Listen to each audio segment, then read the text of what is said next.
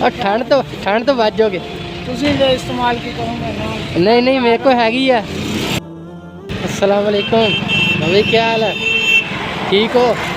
टोपी नहीं ली इन्नी ठंड दे विच? निकले ही है तो फिर टोपी तो लैनी चाहिए है ना। दे दी है टोपी तुहानू? और ठंड तो बच जाओगे। इस्तेमाल की करूँगा ना।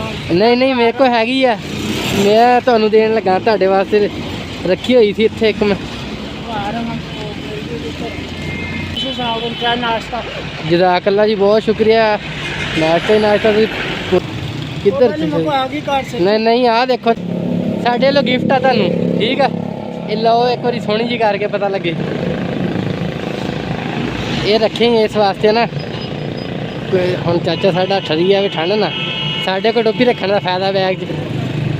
ठीक है बाबा जी, पूरी है, बेहतरीन हो गया ना काम। चलो जी जाओ अल्लाह दे वाले। की करते हैं? मैं दर्जी हाँ। अच्छा माशाल्लाह, इतने कितने काम करते नेड़े ही? अच्छा नहीं, अमीन टेलर कमेटी का। अच्छा इस गली दे विच? हाँ। चलो इंशाल्लाह लावांगे चक्कर तुहाडे कोलों। माशाल्लाह ठीक हो गया। अमीन टेलर के नाम तो?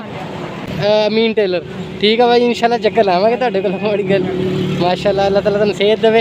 अरे जर्सी दे नाल ही रल गया रंग। ठीक है जी, ओके बस दुआवां जी याद रखियो।